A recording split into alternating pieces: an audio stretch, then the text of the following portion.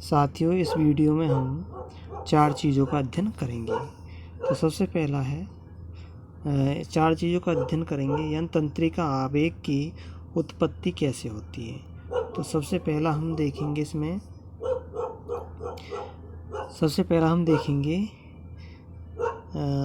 विराम कला विभव।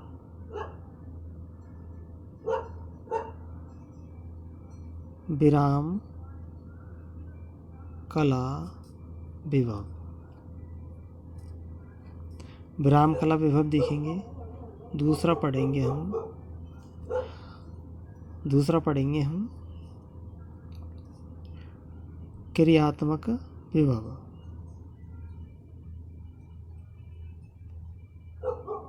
क्रियात्मक विभव। तीसरा पढ़ेंगे हम आवेग विभव। आवेग विभव। और चौथा पढ़ेंगे हम आवेग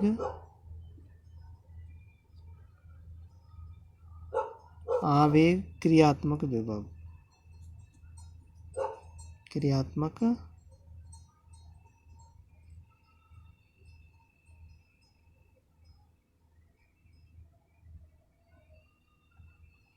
आवेग क्रियात्मक विभव। चौथा हम पढ़ेंगे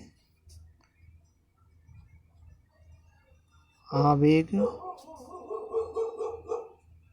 क्रियात्मक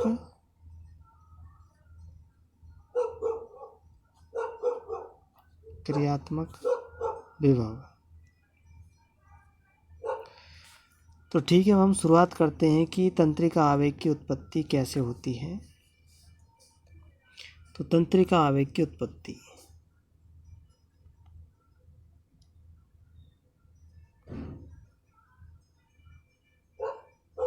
तंत्रिका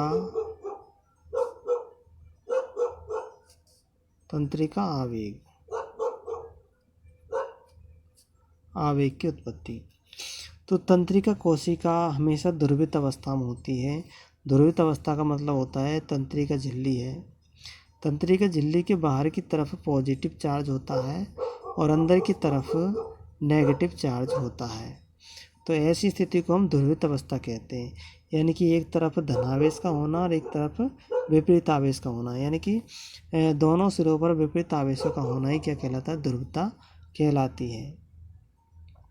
तो इसी को हम ध्रुवता कहते हैं। तो तंत्रिका कोशिका हमेशा ध्रुवित अवस्था में होती है।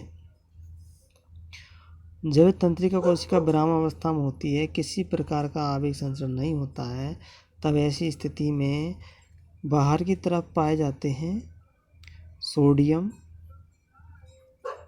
पोटेशियम और क्लोराइड आयन। ठीक है, ये 3 आयन पाए जाते हैं और ये तीनों आयन कोशिका कला के लिए पारगम्य होते हैं।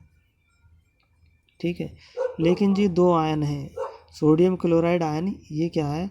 कोशिका कला के लिए अधिक पारगम्य होते हैं और जबकि सोडियम के लिए कम पारगम्य होते हैं। यानी बाहर से सोडियम आयन कम गति से आते हैं और जबकि मतलब कम मात्रा में आ पाते हैं, और पोटेशियम क्लोराइड आयन ज़्यादा आ जाते हैं।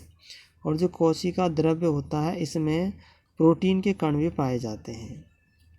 प्रोटीन के कण, और प्रोटीन के कणों पर नेगेटिव चार्ज होता है। अब ऐसी स्थिति में क्या होता है कि जो सोडियम आयन है वो तो कोशिका द्रव्य में, ये द्रव्य होता है कोशिका द्रव्य, तंत्रिका कोशिका द्रव्य, इसमें कम मात्रा में आ पाते हैं और पोटेशियम और क्लोराइड आयन अधिक मात्रा में हो जाते हैं। अब ऐसी स्थिति में अंदर सोडियम आयन की संख्या कम पड़ जाती है, और तो ऐसी स्थिति को संतुलित करने के लिए इसमें क्या होता है कि सांद्रण प्रवणता बन जाती है।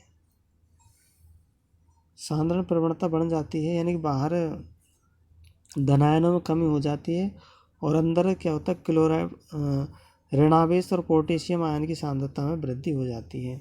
अब ऐसी सांद्रता को संतुलित करने के लिए एक पंप कार्य करता है, जिस पंप को कहते हैं हम sodium potassium pump.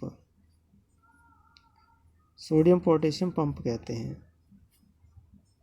Pump, sodium potassium pump ऊर्जा लेकर के क्या करता है कि एक बार चक्र चलता है तो 3 सोडियम आयन,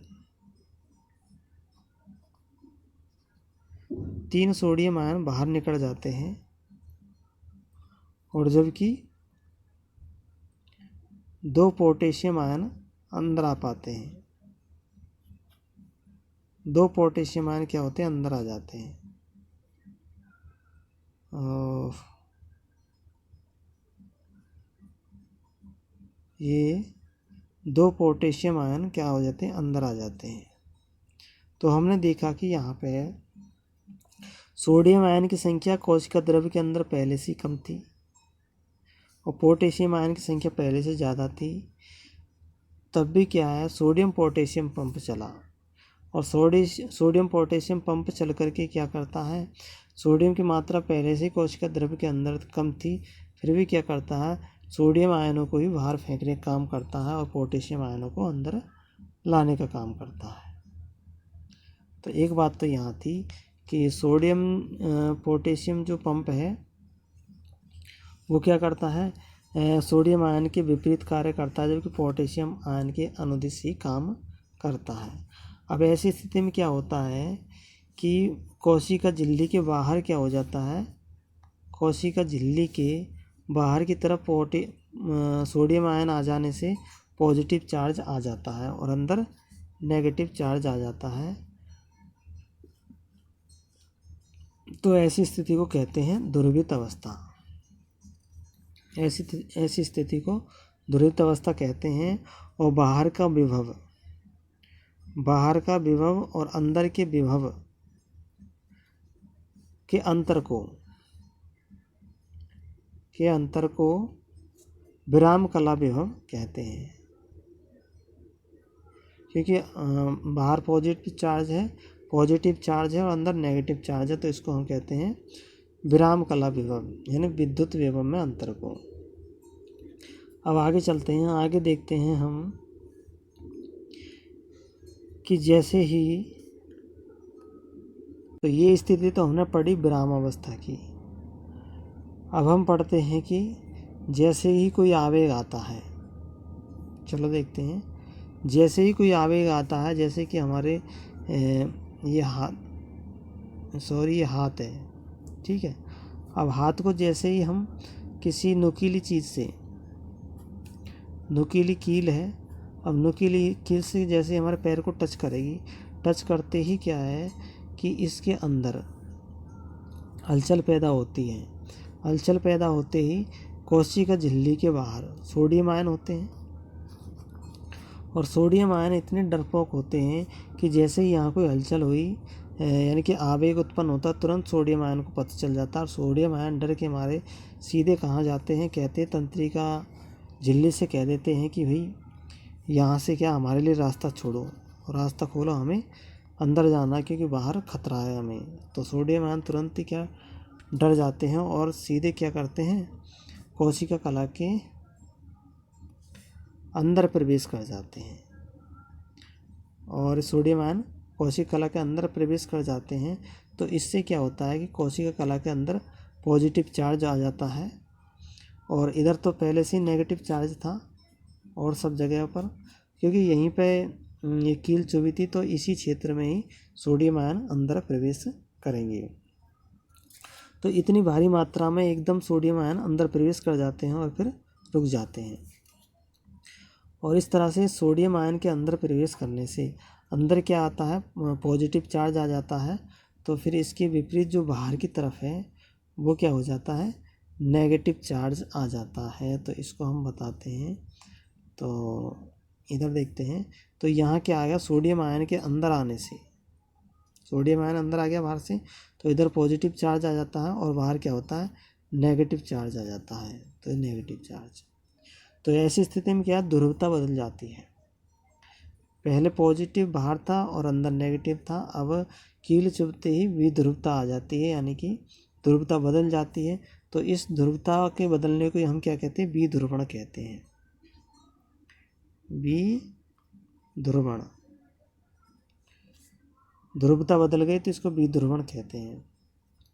अब हम देखते हैं कि बाहर भी आवेश है, अंदर भी विद्युत विभव है, तो अंदर और बाहर के विद्युत विभव के अंतर को अब क्या कहेंगे हम, इसको कहेंगे क्रियात्मक विभव कहेंगे। इसको क्या कहेंगे अब, क्रियात्मक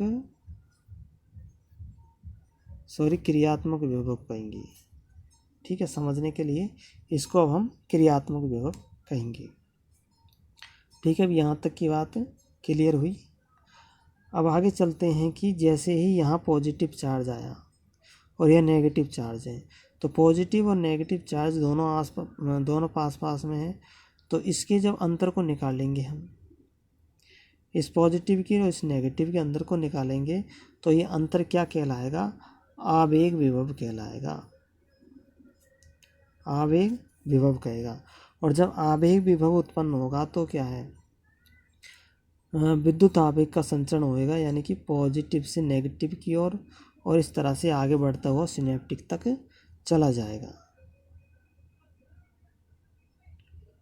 आवेग सिनेप्टिक तक चला जाएगा और सिनेप्टिक तक चला जाएगा, इस तरह से आवेग का संचरण होता है। और हम क्या है, जैसे सोडियम अंदर प्रवेश करा तो इस सतह को हमने क्या मान लिया, ए सतह है, और जो ये वाली सतह है इसको हम क्या बी सतह मान लेते हैं। तो आवेग का संचरण क्या होता है, ए सतह से बी सतह की ओर हो जाता है। और जो यहाँ पर सोडियम आयन प्रवेश किया, इस जगह पर आवेग क्रिया विभव उत्पन्न हो जाएगा, क्योंकि आवेग क्रिया विभव उत्पन्न होगा, क्योंकि यह क्रिया की तो क्रिया विभव उत्पन्न हुआ, और यहीं से क्या आवेग का संचरण होता है, यहाँ से यहाँ और यहाँ से यहाँ ऐसे बढ़ता जाएगा आगे की तरफ, तो इसको आवेग क्रिया विभव कहते हैं। तो यहाँ आपकी समझ में आया होगा कि तंत्रिका आवेग किस तरह से उत्पन्न होता है और आगे बढ़ता है। Thanks for watching.